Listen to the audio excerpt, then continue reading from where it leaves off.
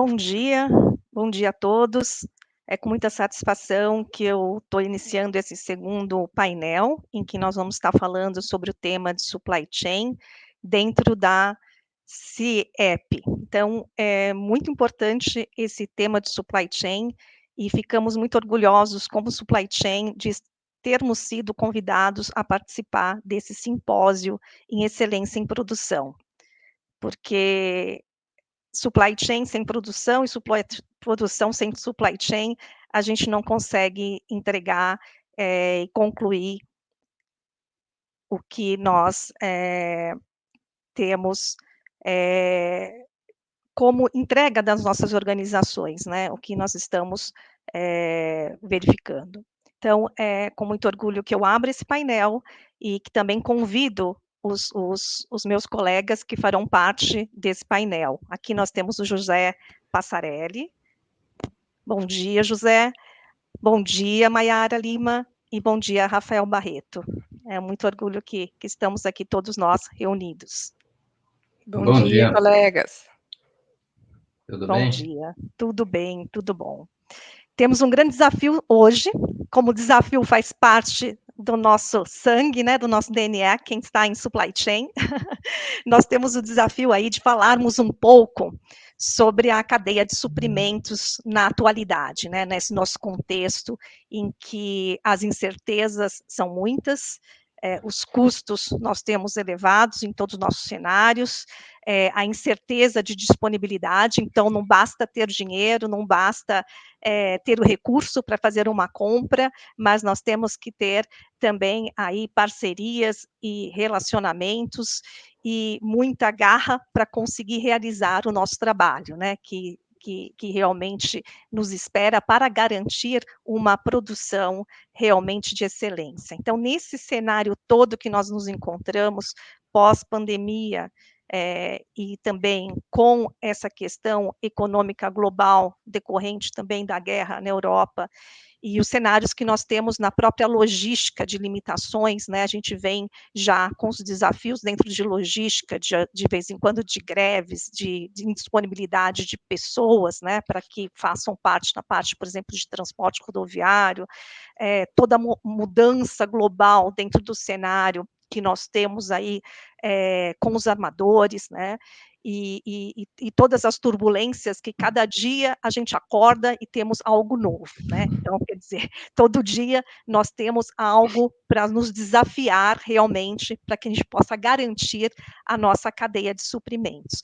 Nesse cenário todo, de mudança constante, eu gostaria de saber de vocês como vocês veriam que seria a nossa cadeia, como é que seria uma cadeia estratégica de supply chain, né, de suprimentos, visando a alta performance e também assegurando, né, se fosse possível assegurar, mas eu digo assim, em busca, né, na orientação de termos excelência na nossa produção, né? Então, gostaria de ouvir um pouquinho para a gente iniciar esse nosso bate-papo de hoje, um pouquinho sobre a visão de vocês neste aspecto. Podemos começar com o Rafael? Tudo bem, Rafael? Tudo bem, pode ser. Me Tá escutam ótimo. bem? Escutamos. Legal, bom. Acho que no meu ponto de vista, eu sou da área de compras, né? Estou mais na parte comercial. Acho que o fundamental é a gente ter um foco que vai além do custo, né? Ou além do preço, né? Que a gente enxerga na ponta. Então, a gente tem uma visão holística, né? De todo o processo, do custo total também de aquisição. E não adianta ter, né, fornecedores só com os preços mais baixos, se eles trazem riscos constantes para o negócio, né? Se eles têm problemas financeiros, ou dívidas, ou problema de fluxo de caixa com matéria-prima. Então, mais do que nunca, acho que a gente precisa ter uma base de fornecedores sólida, financeira, matéria-prima, né? Acho que a estratégia de aquisição de matérias-primas é um ponto assim que ficou fundamental, né? Essa crise aí foi o que mais, acho que os maiores gargalos de produção. Então, acho que a cadeia de suprimentos ela tem que estar preparada, né, para conseguir manter um estoque estratégico também, né, de determinados materiais. Acho que a estratégia de compra de matéria-prima, né, que para o nosso caso são os subfornecedores, é fundamental, né? não só o custo da matéria-prima, né, que ficou super relevante, então das empresas terem uma estratégia, né, realmente de onde eles estão adquirindo, mas também uma estratégia de estoques, tentando ter o máximo possível local, né?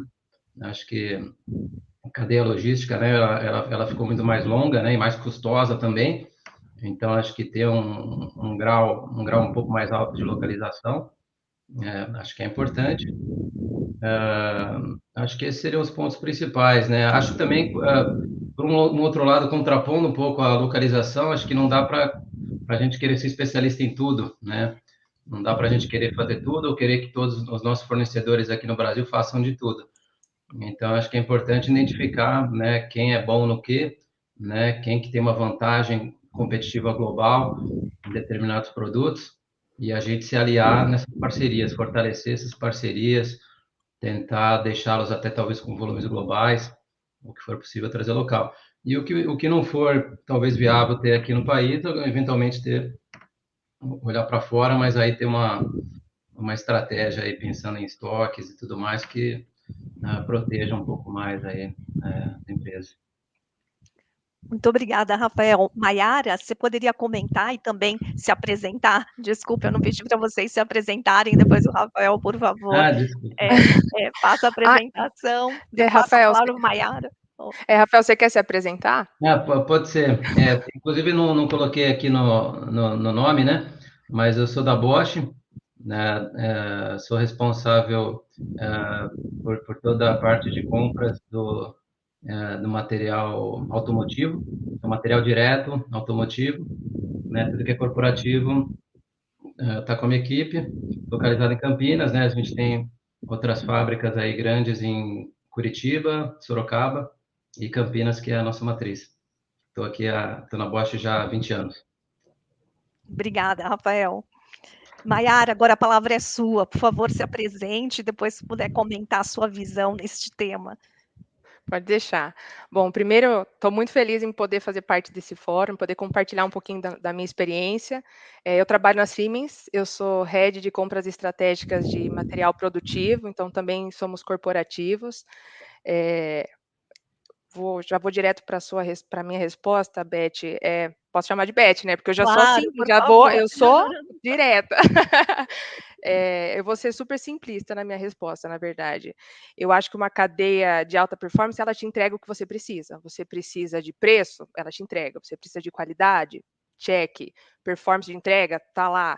Você precisa de flexibilidade, tá lá também. E isso precisa acontecer de maneira saudável. E quando você consegue combinar esses aspectos, esses pilares de competitividade, performance logística e qualidade, você consegue combinar e navegar dentro desses 3 pilares, você tem um jackpot aí, você tem uma super sacada. Quando você precisa de preço, você tem saída. Quando você está com algum problema de qualidade, você tem para onde chavear. Então, é você ter uma base de fornecedores inteligente que te permita navegar por esses 3 pilares, na verdade. Excelente. Eu entendo também, a gente precisa entregar aquilo que nós necessitamos, né? Não existe uma receita única, mas sim a gente precisa entender os nossos negócios, entender o que o negócio precisa e atuar nisso. Então, eu concordo plenamente, Maiara. Obrigada pelo seu comentário. Eu vou passar a palavra para o José Passarelli, para ele se apresentar e comentar também. José, você está no mudo, você precisa só abrir o microfone. Ótimo. Já estou aqui. Em primeiro lugar, bom dia, Elizabeth, Rafael, Maiara, todos os presentes, né? Também gostaria de agradecer aí ao João pelo convite, é um prazer estar aqui com vocês. Vou me apresentar rapidamente, né? Meu nome é José Guilherme, eu hoje estou responsável por uma área de supply chain na BASF, né, a indústria química alemã.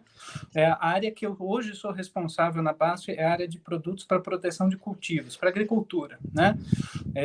Já há quase 15 anos, já envolvido em supply chain e, de certa forma, apaixonado aqui pela nossa disciplina, né, que não tem como ser diferente, né? Entendo que nós estamos, né, perdão pelo início com algumas interrupções de internet que eu tive, mas discutindo um pouco sobre a contextualização, né, do supply chain e a importância do relacionamento com os fornecedores. E enquanto, né, nós estávamos, né, eu estava acompanhando aqui os colegas, né? Me lembrei de um artigo que eu li uma vez da Harvard Business Review, que era como os CEOs gerenciam o tempo, né, do Michael Porter. É um artigo já deve ter uns 4 ou 5 anos, depois vocês podem até procurar.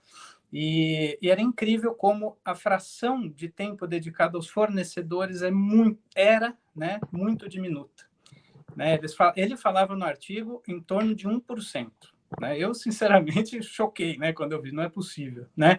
Claro que isso é num cenário pré-pandêmico, pré-crise logística, pré-guerra, né? Mas mesmo assim, acho que só reforça a importância de que cada vez mais o tema de gestão de fornecedores, de supply chain management, de interligação entre os elos da cadeia esteja presente em todos os níveis da organização, inclusive pela alta liderança. Né? E a gente viu como, né, mediante esses, né, terríveis eventos que se passaram nos últimos anos e continuam se passando em vários contextos geográficos, a relevância de ter uma estratégia clara, né, de ter uma articulação muito forte e sustentável entre os elos da cadeia é um fator de não só de diferenciação, mas muitas vezes de sobrevivência das empresas. Né? Então, minhas reflexões iniciais aqui, novamente, obrigado, né, pelo convite e é um prazer participar. Muito obrigada, José Passarelli. Eu vou me apresentar, eu sou Elizabeth Ramos, atuo na Lanxess, que é uma empresa de especialidade de química, e estou na Lanxess há 10 anos já, e tenho sempre minha carreira baseada sempre em indústria também, né? Indústrias químicas, petroquímica e também de base, como de aço. Então, é um prazer estar com vocês aqui. E vamos aproveitar aqui bem essa 1 hora que temos para explorar aí os nossos desafios e como nós vemos aí no futuro a nossa atuação. Estou responsável também, sou a head, da América do Sul para suprimentos e logística, tá? Então, estou olhando assim a parte de suprimentos, tudo que entra e tudo que sai fazendo a distribuição. Não sou responsável pelo planejamento, mas atuamos diretamente com o planejamento e com a produção. E isso eu vejo que realmente é um diferencial. Com a pandemia, eu percebi que dentro da nossa organização houve uma aproximação muito grande entre a nossa área, né, de suprimentos e logística, com a área de planejamento e com a área de produção. E eu vejo isso como um grande diferencial para o sucesso que nós tivemos, porque nós pudemos juntos definir o que iríamos estar produzindo ou não produzindo, por devido a alguma questão de não ter a viabilidade no material conforme o planejado, né? Nós tivemos que fazer diversos ajustes, e isso é um ponto fundamental, e eu vejo como um ganho que nós tivemos dentro da organização, essa transparência e essa aproximação. Então, quando eu fui convidada aqui para o João, na VDI, para fazer, né, essa moderação nesse painel, achei muito interessante, porque cada vez mais nós temos que estar juntos com a produção. Então, estarmos num simpósio com a produção é um grande passo, né? Então, eu parabenizo, né, a organização por ter nos dado essa chance, esse convite, por estarmos aqui, e vamos explorar, e vamos vamos ter oportunidade aqui de dividir o nosso ponto de vista com eles, e chamá-los também, todo esse público, todo o pessoal envolvido com a produção, a nos darmos o apoio, né, de estarmos sempre presente com a gente, com a transparência, com a necessidade realmente certa do que precisam, para que a gente possa dar foco no que vai fazer realmente a diferença para os nossos negócios, né. Sendo assim, eu gostaria de voltar com o Passarelli, e perguntando para o Passarelli, para ele nos contar um pouquinho sobre a complexidade da cadeia de suprimentos aí na indústria química, que falasse um pouquinho mais sobre os seus desafios, como é que você tem transpassado, enfim, o que você está vivenciando atualmente. Perfeito, vamos lá, né, Elizabeth? Desafios não faltam, né, dentro do contexto de indústria química. Acho que talvez pincelando alguns elementos importantes e, sem dúvida, pelo tempo, nem tentando esgotar, né? Primeira questão é que a indústria química depende de materiais de base, né? Muitas vezes materiais que iniciam, né, como matérias-primas inorgânicas, minerais, petroquímicos, né, o petróleo, e muitos desses elementos, né, acabam se encontrando em regiões até geopoliticamente instáveis, né, e muitas vezes com, né, sujeitas, né, a intempéries ou a dificuldades de, né, abastecimento. A partir disso, né, as moléculas, né, vão sendo cada vez mais formadas, né, enriquecidas, né, dentro de toda a sua complexidade, e isso passa por uma cadeia muitas vezes longa, né, e com muitos players envolvidos. Então, quando a gente fala em logística, né, desafios, né, de modo geral, de abastecimento de logística da indústria química, né, algo a se considerar que não é uma indústria tradicionalmente verticalizada, né, em termos de produção, mas bastante horizontalizada, no sentido de alta dependência, né, entre players, né? Nesse contexto, né, a BASF, inclusive, tem uma peculiaridade, uma particularidade, que é o conceito do Verbund, né? É um site, como, por exemplo, nós temos um na Alemanha, né? Nós temos também em outros países, né, europeus, né, e asiáticos, que é um site que basicamente inicia com elementos químicos básicos, né, e vai dentro das próprias operações in-house montando, né, várias das moléculas que depois compõem um portfólio, né? Claro que isso naturalmente reduz alguns riscos de exposição devido a necessidades de transporte, dependência de disponibilidade de navios, de transporte terrestre, o que for, e, por um outro lado, claro, adiciona, né, riscos de lead times mais longos, né, disponibilidade de planta e, claro, né, já que estamos aqui num fórum também com seguramente tantas pessoas de produção, né, uma responsabilidade também muito grande, né, de uma confiabilidade nas plantas produtivas, né? Então, acho que os longos lead times também são característicos, né, de toda a produção química, né? Falando um pouco particularmente até da minha área, né, de agricultura, né? Nós trabalhamos com ingredientes ativos, né? São como os princípios ativos farmacêuticos, mas para a agricultura, que são moléculas formadas por muitas etapas, às vezes mais do que 10 etapas de fabricação, de síntese e de reações químicas que acontecem a montante da nossa cadeia. Então, existe, né, naturalmente um lead time muito longo, e como, né, Rafael, Maiara, né, já pincelaram também, uma necessidade de uma coordenação muito grande entre os estoques, entre todas as estratégias de abastecimento para conviver com esses lead times mais longos da cadeia. Excelente. Passarelli, obrigada pelos seus comentários. Vou passar a palavra para a Maiara e perguntar para a Maiara como é que é a estratégia, como é que funciona para vocês a relação com os fornecedores? Existe uma gestão com os fornecedores? Qual a sua estratégia? Bom, vamos dividir as frentes, mas entendendo, Beth, que elas vão se cruzar lá na frente, tá? Começar com gestão de fornecedores.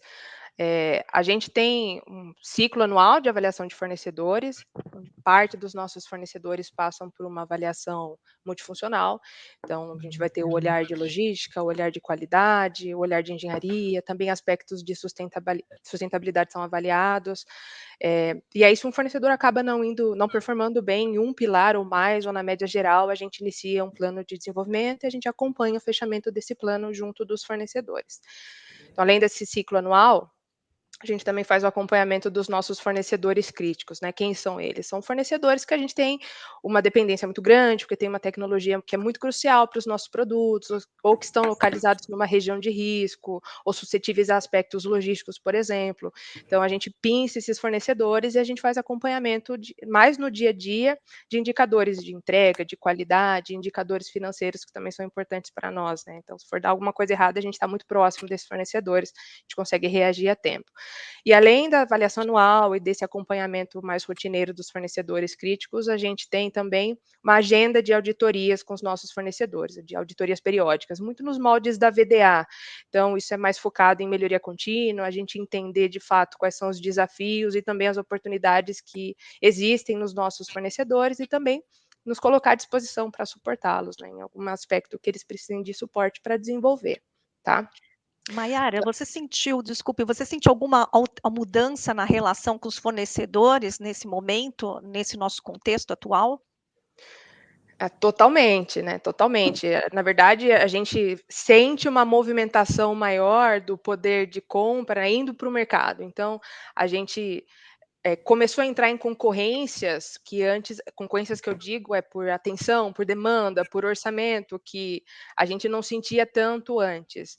Então, até mesmo dos fornecedores que nesse contexto pós-pandêmico ou durante a pandemia também fizeram uma repriorização ali dos negócios, né? Deram mais vantagem para clientes que estavam há mais tempo com eles dentro da base, então não priorizaram tanto clientes novos, né? Que nessa pandemia aconteceu de monte, né? Às vezes a nossa base não foi suficiente para nos atender, quando a gente precisou ir para o mercado, né? Explorar o que mais que tinha de solução, era muito comum para a gente ouvir, falar, olha, estou muito focado aqui nos meus clientes atuais, para garantir que eles sejam atendidos, eu não consigo atender novas empresas. Então, a gente sentiu muito disso nesse novo contexto, principalmente durante a pandemia. Agora a gente sentiu um pouquinho mais tranquilo, mas durante a pandemia isso foi, assim, muito constante.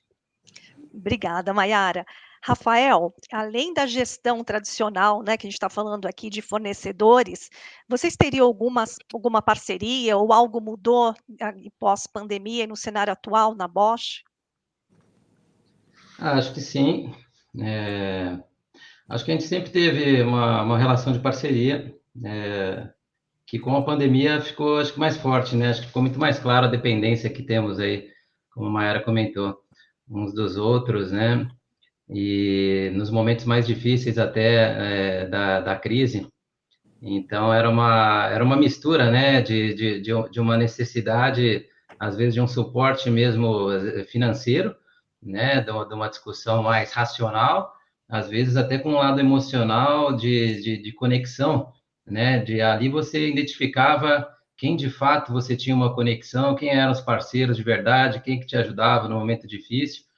E acho que saímos assim muito mais fortes, assim, os fornecedores que a gente tem como parceiros. Acho que depois daqueles primeiros 6 meses ali, né, da crise, que ninguém sabia direito o que ia acontecer, você conseguia se identificar, né, muito mais forte com alguns parceiros.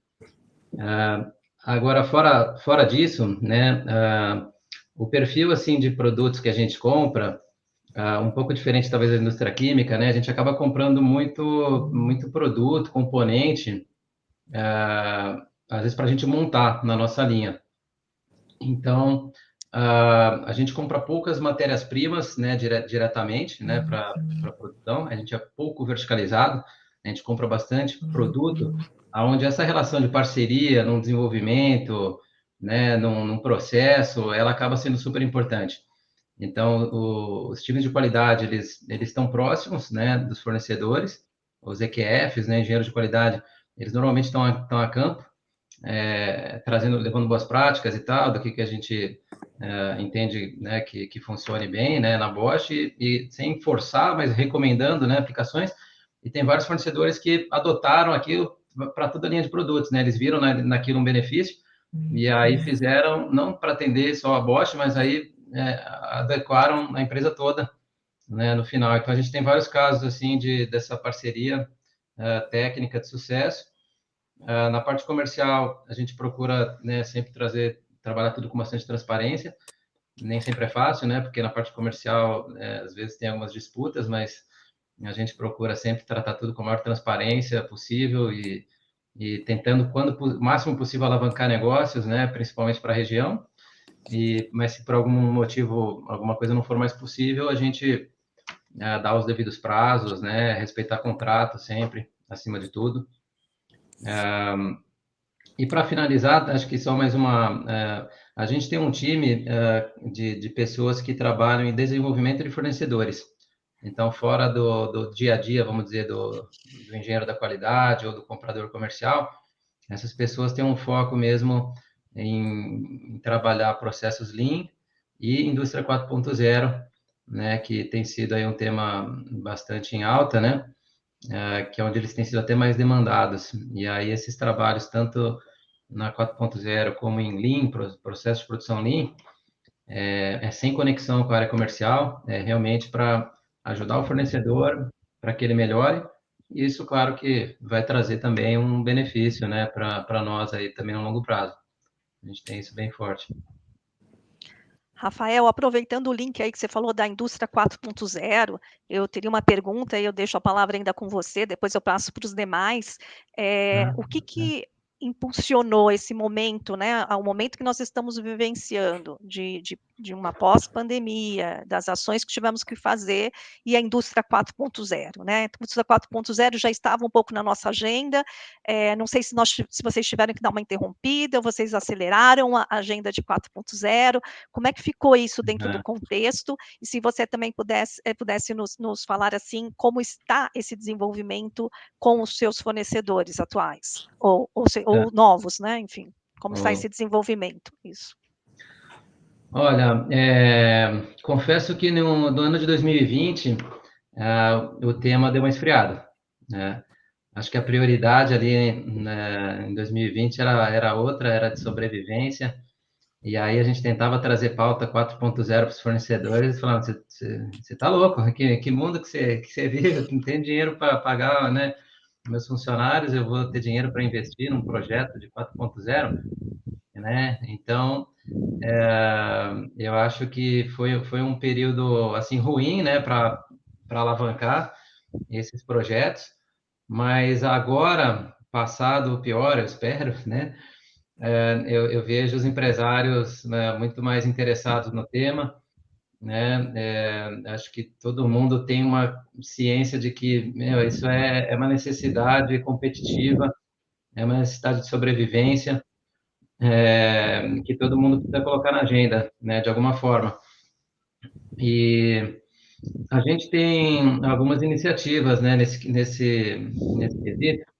A gente fez uns anos atrás, acho que foi em 2019, um projeto piloto com um fornecedor, que a gente escolheu ele para fazer um trabalho de parceria, onde a gente entrou com os produtos, sensores lá e tal, mão de obra especializada, que a gente faz, inclusive, produtos, né, que a gente vende para a indústria, tá, de 4.0. Então, aí a gente colocou produtos da própria Bosch e pessoal especializado para trabalhar no fornecedor e digitalizar, enfim, né, alguns processos e trazer mais inteligência lá para o processo produtivo, com um conceito de que a gente chama de success fee.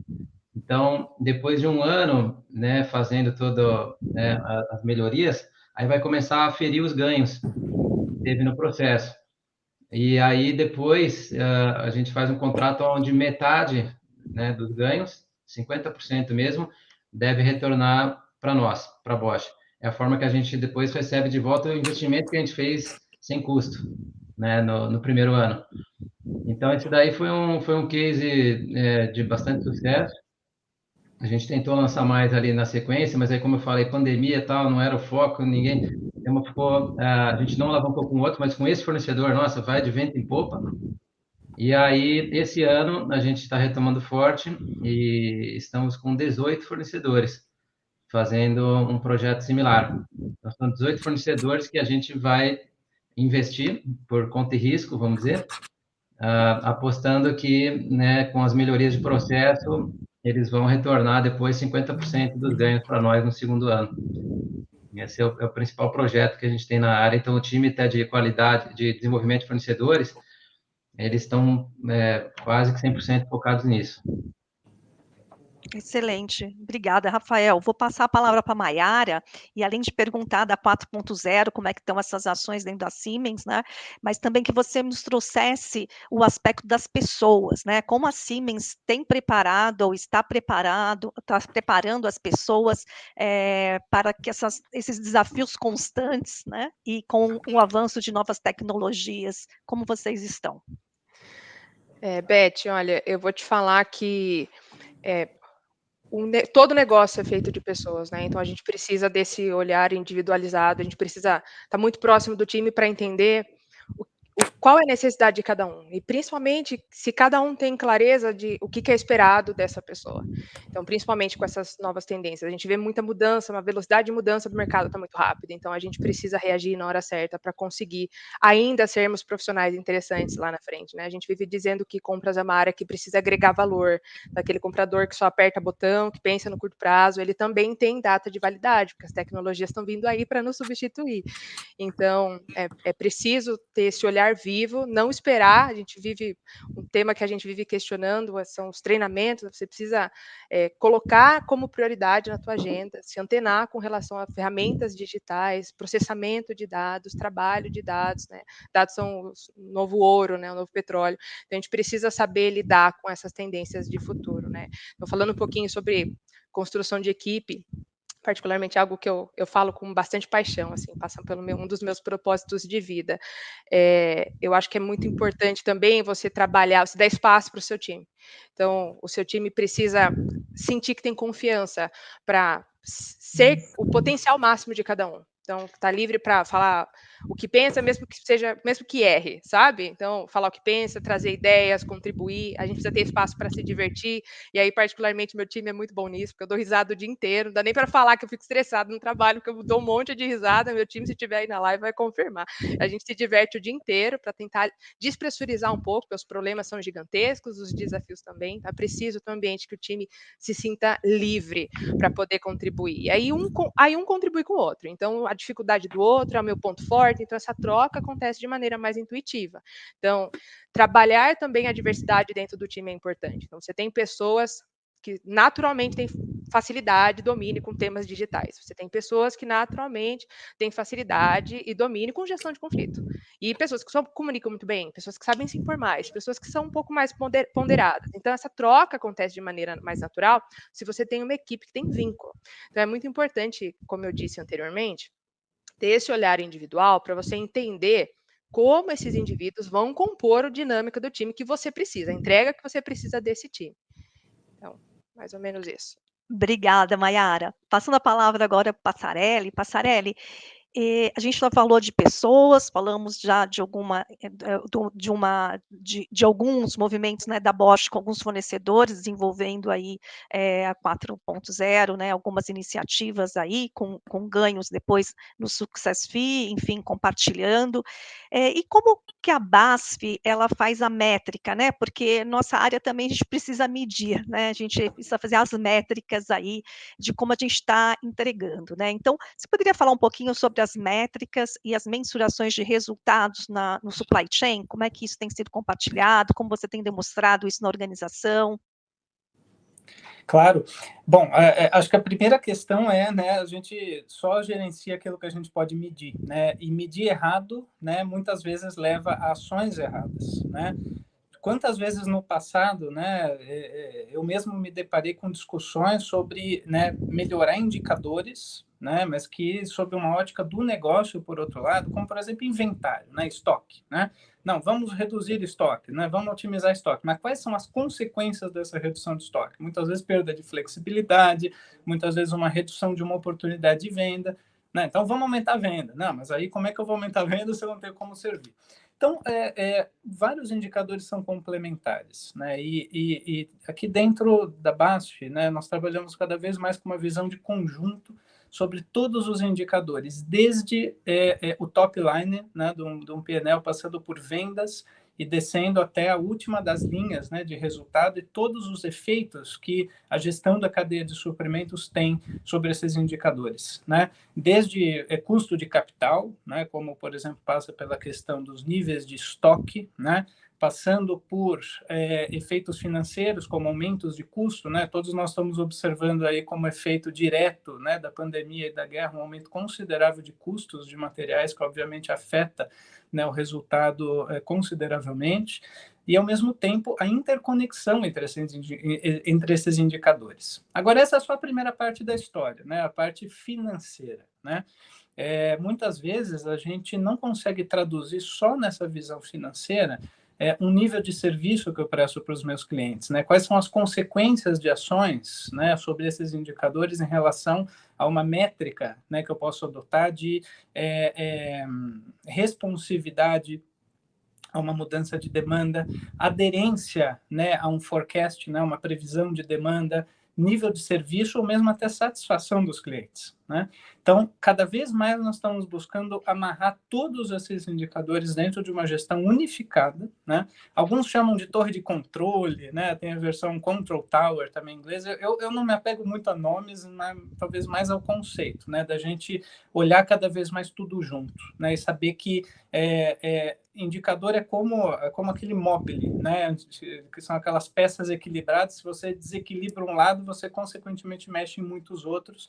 E a capacidade de enxergar simultaneamente os efeitos de uma decisão ou de uma mudança de um desses indicadores sobre os outros e sobre o negócio como um todo, eu diria que é o ponto-chave, né, do sucesso da mensuração dos indicadores, né?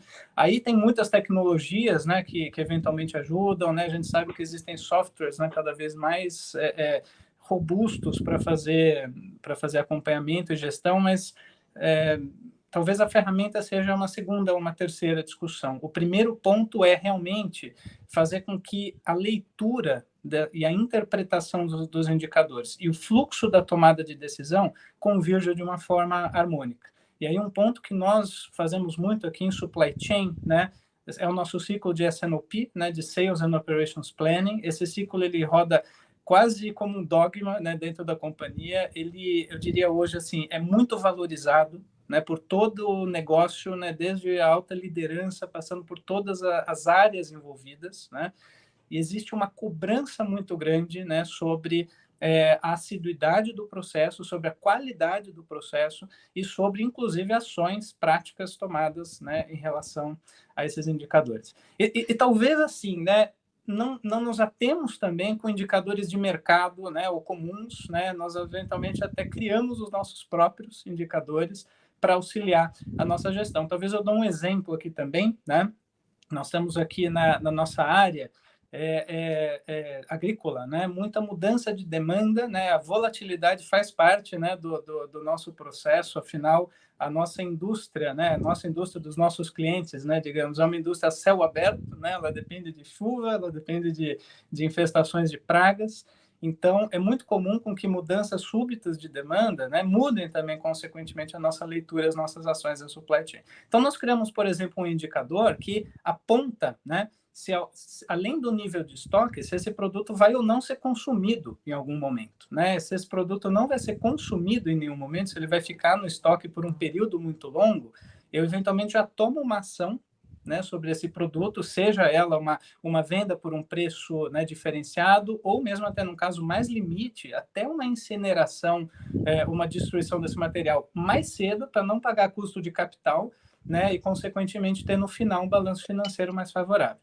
Talvez só um exemplo para dizer o seguinte: indicadores, acho que nós temos que ter muito personalizados à realidade do negócio, né? Acho que não existe uma regra de ouro que diga como deve ser feito, né, e com quais indicadores se compõe uma mensuração de um negócio, mas tem uma métrica muito clara que esses indicadores traduzem a realidade do negócio, eles são lidos, né, da forma correta e eles direcionam as ações necessárias para a performance do negócio. Acho que esse é o ponto-chave, o ponto central para a gente saber se está sadio ou não, né, e corrigir. Sim. Passarelli, e você sentiu alguma alteração, alguma mudança na relação entre as áreas, na utilização dos indicadores? Como é que fica isso, quando o indicador não está muito bom em uma área, enfim, como é que é a relação interna de todos que compõem o supply chain? Não, eu acho que o objetivo do indicador é gerar desconforto, né? Se não gera, né, esse desconforto e esse, né, com o bom sentido da palavra, muitas vezes esses conflitos, né, para a solução de problemas, né, eu diria que ele não cumpre o papel, né? Então, dando um exemplo, né, o nível de estoque está subindo, né? Isso pode gerar um desconforto eventualmente numa área, né, financeira que está fazendo gestão de custo de capital. Agora, por outro lado, o estoque está subindo por algum motivo, né? Ele está subindo porque faz parte de uma sazonalidade prevista, ele está subindo porque houve alguma mudança de demanda, ele está subindo por qual razão, né? Então, o que a gente vem vendo e vem investindo muito aqui, investindo tempo, energia, né, em cada vez mais fazer com que essas discussões sejam naturais, né? Elas têm que fazer parte do dia a dia do negócio, né? O painel de indicadores ou essas rotinas, né, dos indicadores dentro do processo de S&OP é algo absolutamente natural e que tem que acontecer, né? As discussões têm que levar a conclusões, e muitas vezes as áreas vão sentir um desconforto, né, de uma sentir que impacta na outra. Agora, isso é a realidade, né? O indicador está simplesmente traduzindo a realidade do negócio para um nível numérico, né, prático, visual e didático do que acontece na prática do negócio. As áreas são interdependentes, as ações de uma impactam na outra, e trazer a claridade, a transparência e a facilidade para tomar decisões é aquilo que nós temos que fazer, né? Então, eu realmente acredito muito, né, na gestão por indicadores, né, por métricas, né, desde que bem estabelecidas, claro, né, e de certa forma, na naturalidade, né, desse tipo de relação entre as áreas, às vezes até de conflitos que surjam, né, dessa gestão. Obrigada, Passarelli, muito bom. Maiara, eu gostaria de perguntar quais seriam as estratégias, né, da cadeia de suprimento da Siemens, se você puder comentar também como que vocês atuam. Sim, sim. Bom, Beth, eu vejo que toda boa estratégia ela vai passar por uma boa coleta de dados, né? Então, definitivamente, o tratamento desses dados e monitoramento desses dados, eles vão fazer um papel protagonista no desenho de qualquer estratégia. Por questões óbvias de confidencialidade, eu não, infelizmente, não vou conseguir entrar muito no detalhe, né, de quais são as nossas principais estratégias, Sim, mas sim. com toda certeza elas passam por manobras que vão garantir o abastecimento da cadeia de suprimentos, que vão aumentar a nossa competitividade e que estão alinhadas às metas do DEGREE, que é um grande norte que a Siemens definiu globalmente para que todos os seus negócios direcionem as ações para o atingimento daquelas metas. Então, além de ESG, que é um tema que está muito, muito em evidência, a gente também tem especial atenção a aspectos de saúde financeira dos nossos fornecedores. A gente tem sentido bastante uma instabilidade aí, principalmente de empresas menores, no cenário pós-pandêmico, então, com certeza, tem um olhar voltado para isso. Obrigada. Rafael, e no aspecto da Bosch, né? Como é que você poderia colocar aí como está a estratégia da cadeia de suprimento de vocês? Bom, eu acho que é bastante ainda na questão de mitigação de risco. Ali como a Mayara falou, né, muitas empresas sentiram, né, bastante impacto, né, financeiro. Então, a gente está um pouco avesso a risco, né, ultimamente, querendo estabilidade.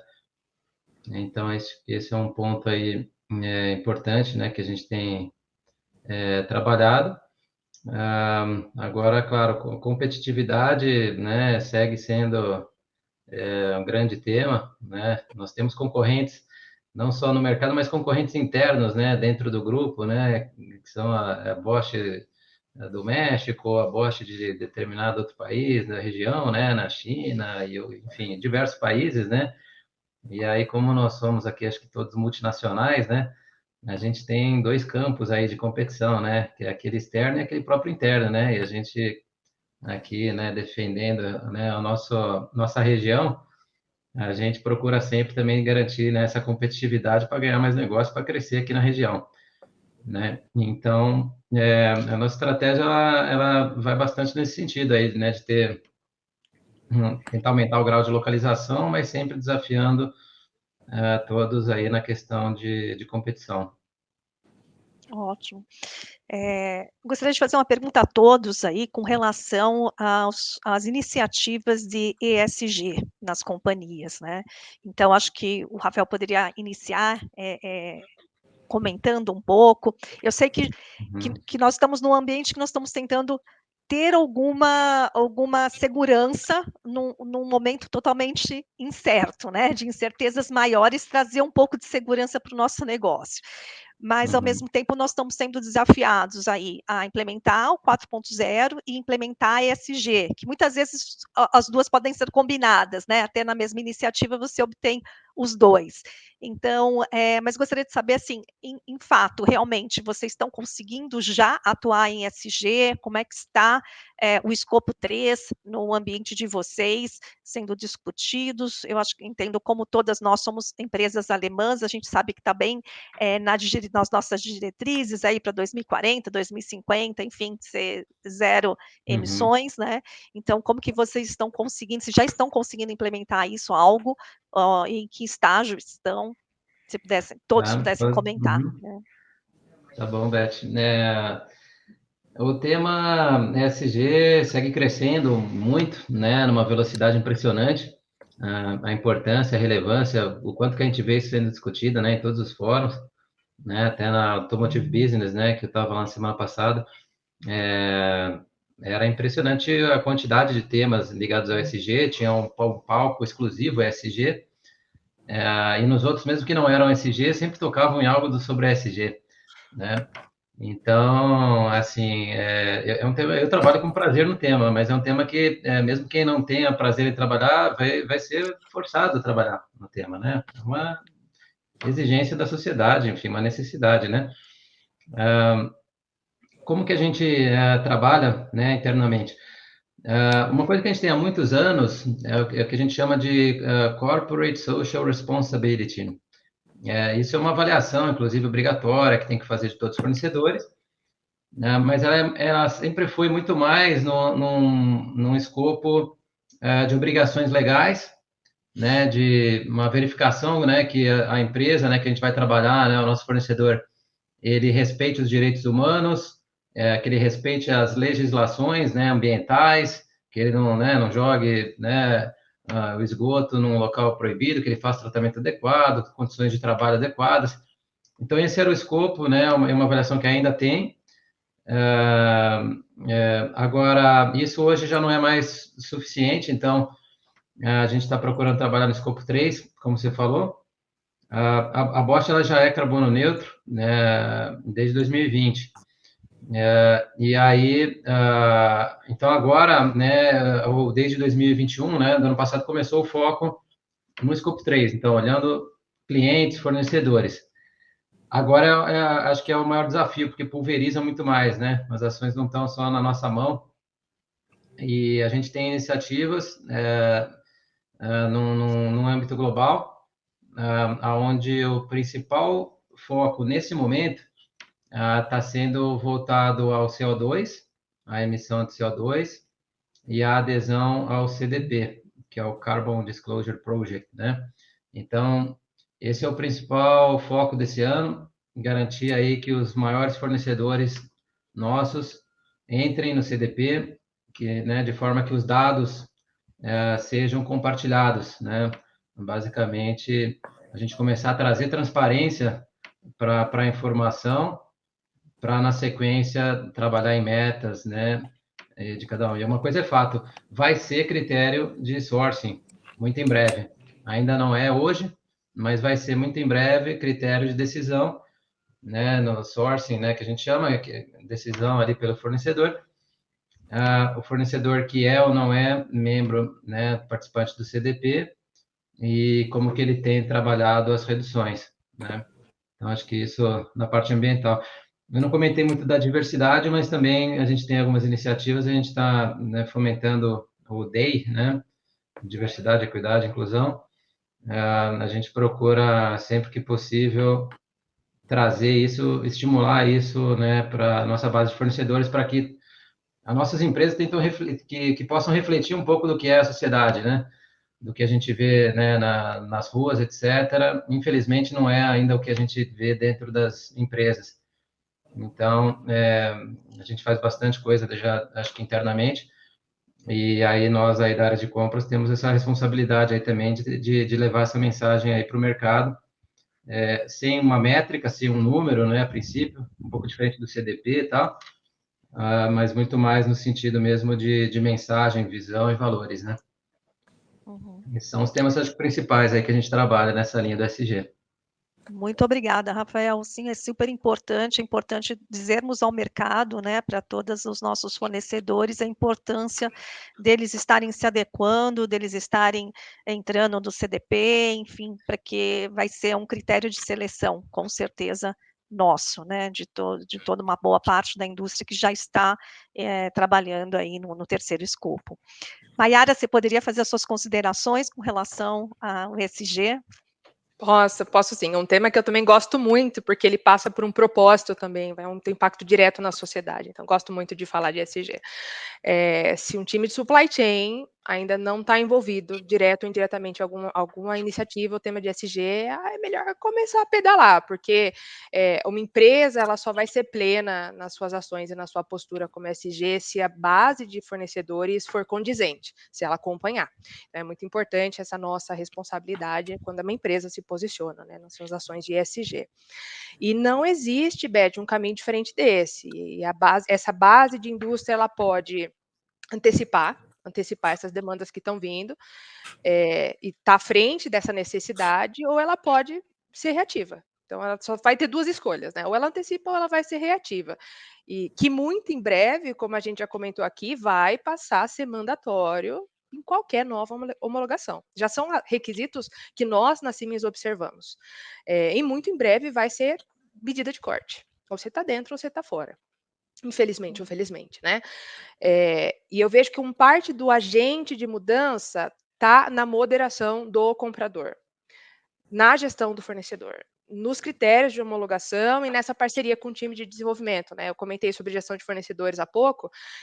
Um dos critérios básicos para você ser um fornecedor da Siemens é concordar com o nosso código de conduta, como o Rafael Barreto bem colocou. A Siemens também é o ponto zero de qualquer tipo de relacionamento, assinar o código de conduta junto conosco. Quando é um novo fornecedor, a gente faz assessments de uma auditoria que avalia também aspectos de ESG, então a gente já consegue ter uma sensação de como o fornecedor enxerga isso e como ele coloca isso numa curva de prioridade dentro das suas ações, né? E também vejo que, como compras, a gente precisa assumir o nosso papel de agentes de mudança, a nossa responsabilidade, e cascatear a nossa cultura para fazer dessa tendência uma realidade também para os nossos fornecedores. Então, a gente ali no momento de desenvolvimento, de relacionamento com o fornecedor, a gente precisa deixar muito claro o que a gente espera em termos de performance. Se o fornecedor não reagir, ele vai ficar fora dessa não tendência, mas dessa nova realidade, e muito provavelmente você vai precisar fazer um plano de substituição muito em breve. Então, ele precisa saber qual que vai ser a regra do jogo para ter longevidade, né? E falando de Siemens e de supply chain, a gente também, por parte desse programa do Degree, que é global, tem plano e prioridade para os negócios para zerar as emissões de carbono até 2030 das operações da Siemens e na cadeia de fornecedores até 2050, mas já tem uma meta para 2030 também, que é reduzir 20%. Isso é um desafio, como o Barreto colocou, né? Um desafio que parece muito longe, né? Nossa, 2050, caramba, mas quando a gente olha que a gente ainda está num contexto industrial, que as empresas estão muito preocupadas com essas estratégias de curto prazo, pagar salário, pagar fornecedor, se manter vivo, principalmente aí golpeados, todo mundo golpeado pelo contexto pós-pandêmico, fica quase utópico falar para um fornecedor fazer investimento em 4.0, fazer investimento em ESG. A gente precisa quebrar esse ciclo, e é uma equação que é difícil de casar, né? A gente precisa quebrar esse ciclo, porque muitas dessas ações são, com certeza, as ações que vão garantir que esse fornecedor esteja vivo e vibrante no futuro, do nosso lado, sendo um fornecedor forte. Então, com quem não se certeza. movimentou, se movimenta. Sim, é importante e também porque alguns desenvolvimentos levam anos, né, para ser Nossa, Beth, eu ia um falar isso. tempo, né? Eu ia falar isso. Muito tempo, quanto mais complexo a peça, principalmente quando envolve, né, nós somos multinacionais, muitos dos nossos desenvolvimentos envolvem especificações globais, então fazer um fornecedor nacional, chegar no nível que a gente espera, pode demorar um tempinho sim, e aí se você não começar, perder o timing da mudança, você vai ficar para trás. É isso mesmo. Muito obrigada, Maiara. Passarelli, você pode dar seus comentários, as suas considerações com relação a ESG? Claro. Bom, primeiro, eu não poderia concordar mais aí com Maiara, com o Rafael, e acho que eu seria até repetitivo, né, se eu falasse aqui sobre a BASF, né? Acho que nós temos práticas que vão muito em linha com o que foi comentado, né? Claro, o termo ESG é novo, né? Mas as práticas nem tanto, né? De certa forma, a BASF já há muitos anos e décadas, né, vem engajada com uma seriedade muito grande com os temas que hoje, né, são intitulados ESG, né? Desde as questões de segurança, meio ambiente, práticas de governança corporativa e cuidado, né, com as pessoas em em todas as partes, em todos os momentos, né? Talvez o elemento que eu traga aqui, né, complementar, essa, que acho que a Mayara tocou muito bem no tema, né? São essas camadas, né? Acho que é um tema, sem dúvida, ligado à estratégia de todas as empresas, né? Lá presente em todos os macro pontos de gestão, mas como trazer isso para o dia a dia? Acho que o desafio, né, que todos nós temos é fazer com que as ações práticas, né, no nível mais tático, mais operacional, comecem a permear e comecem a refletir essa estratégia de ESG das indústrias, né?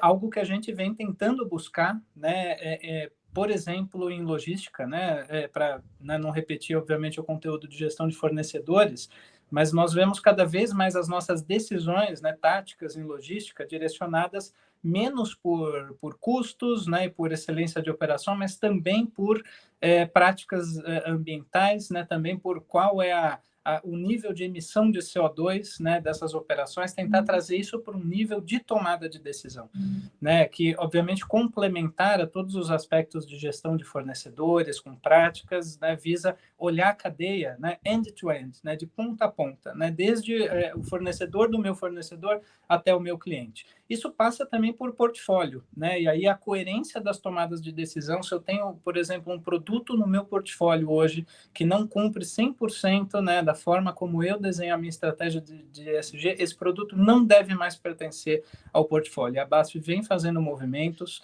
de seleção de fornecedores, de desenvolvimento conjunto, né, de fornecedores e clientes no tema ESG, mas muitas vezes também olhando sobre o nosso próprio portfólio, julgando sob a ótica de ESG, tomando decisões, muitas vezes até de retirar produtos ou de substituir produtos por outras composições, outras formulações que visam mais modernas, né, menos impactantes para o meio ambiente, ou mesmo com menor exposição ao risco e à saúde humana, né? Então, como o Rafael e a Mayara bem comentaram, não é só uma tendência, não é só um tema da moda, é uma questão que vai ser como beber água, né? Não é querer ou não, né?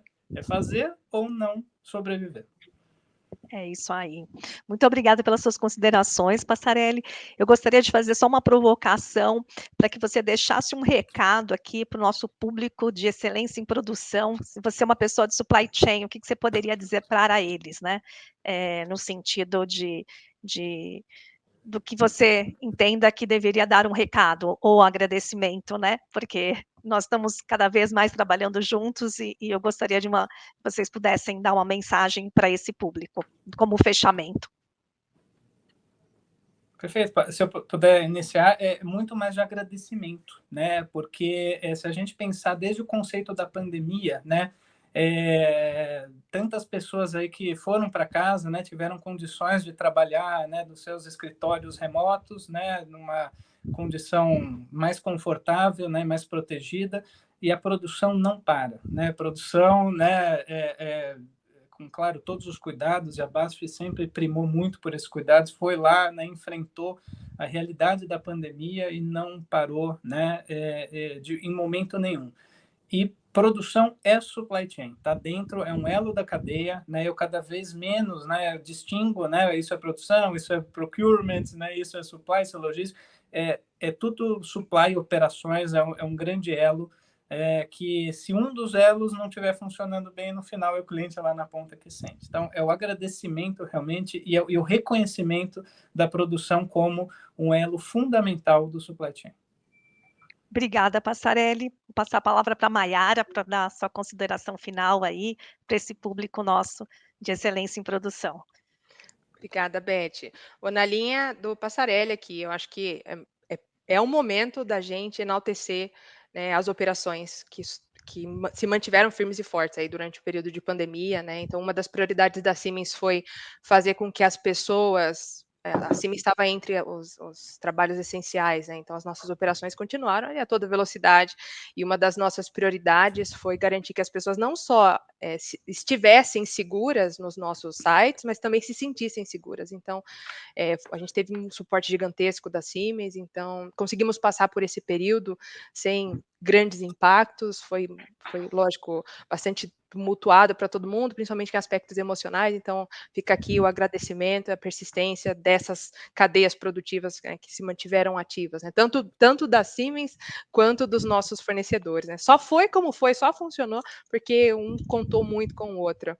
Eu acho que de provocação, Beth, eu deixaria sempre o espírito de quebrar os silos, sabe? É importante quebrar os silos, como o Passarelli também colocou, nós somos um elo. Então, a gente não pode isolar, por exemplo, no fórum que a gente está aqui discutindo estratégia de supply chain, a gente não pode isolar dentro das estratégias ou desenhar uma estratégia que não vai atender no final a nossa operação. Então, a gente precisa entender o que está doendo, a voz do cliente, né? A gente precisa saber onde a produção está mirando, quais são os desafios, quais são as dificuldades, para que a gente construa uma estratégia eficiente. Só que a gente só vai conseguir fazer isso se tiver essa troca. Então, se a gente quebrar os silos, e às vezes não achar, é muito fácil para mim ficar do lado de cá do muro, achando que está muito ruim, que eu tenho fornecedores que não são bons, ou do lado de cá, achando que a produção está pedindo algumas coisas que são impossíveis. Então, se a gente não quebrar esse ciclo, de fato entender qual que é a dificuldade do outro e o que é possível dentro desse meio, dificilmente a gente vai longe. Então, o meu grande desafio é quebrem os silos, usem melhor o time de supply chain, porque é ele que vai direcionar a estratégia para a necessidade do negócio. Muito obrigada, Mayara. Rafael, está com você a palavra para suas considerações, por favor. Obrigado.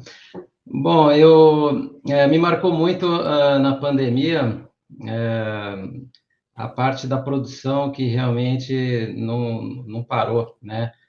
Continua de pé, enquanto muitos de nós aí puderam estar no conforto, vamos dizer, dos seus lares, né?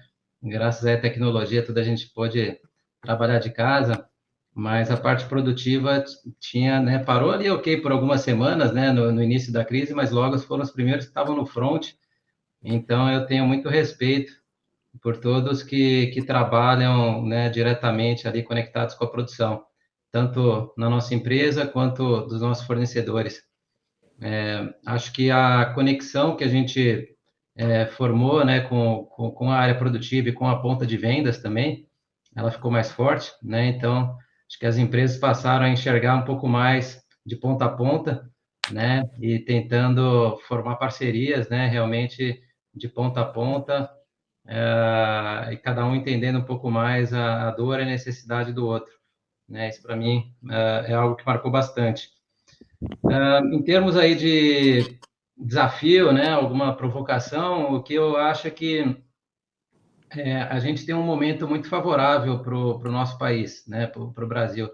Essas crises que a gente está vendo, elas são todas em escala global, né? Foi pandemia, que depois parecia que sumiu, depois veio uma outra onda maior ainda, né, da pandemia, pelo amor de Deus, né? Parecia que ia acabar, mas veio uma mais forte.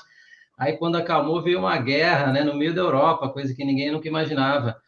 Então, o Brasil, que era visto como, né, um país, né, do VUCA, né, montanha-russa e tal, hoje nós somos relativamente um porto seguro, né, dentro desse ambiente global, né? A própria Europa está com uma inflação mais alta que o Brasil, né? Estados Unidos também com inflação, acho que acima do Brasil.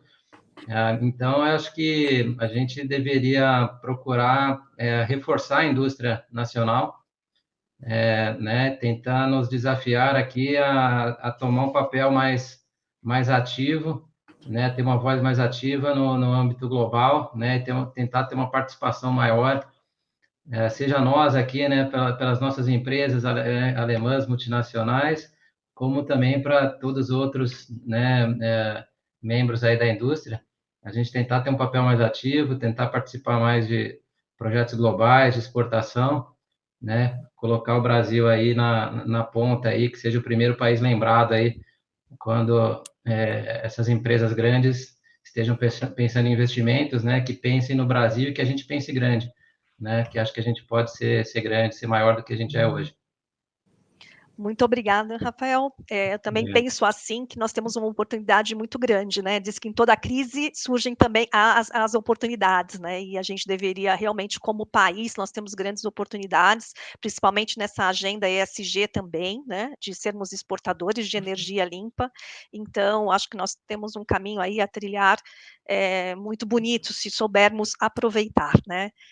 Esse caminho. Então, a gente também aqui sempre faz campanhas dentro da Lanxess, realmente campanhas brasileiras, né? Digamos assim, dizendo do país, do que é possível fazer, que temos realmente pessoas capacitadas, que temos condições de receber novos negócios e sempre estamos mostrando, olha, podemos receber, conte conosco para ampliação no Brasil dos negócios, né? Então, acho que isso aí deve ser uma diretriz para nós, todos nós, né? É muito bom saber que vocês também pensam um pouco assim, né? E também tem isso na agenda de vocês. Bom, nós estamos chegando ao fim, né? Eu vou ter que passar a palavra em alguns minutos para o Maurício Muramoto, mas antes disso eu gostaria de agradecer cada um de vocês. Gostei muito de ter esse bate-papo com vocês nesta manhã e foi enriquecedor para mim. Eu acredito que aqueles que nos estiveram conosco, né, durante esse painel também tenham aproveitado e tenham conseguido absorver um pouco do que nós temos vivenciado e saber que nós estamos em constante demanda de desafio, né? O desafio, ele é constante, cada dia é diferente e às vezes se intensifica, como nós temos visto, né? E que nós vamos só vencer isso se tivermos transparência, cooperação, né, entre as equipes e realmente trabalharmos em colaboração, né, dentro da organização.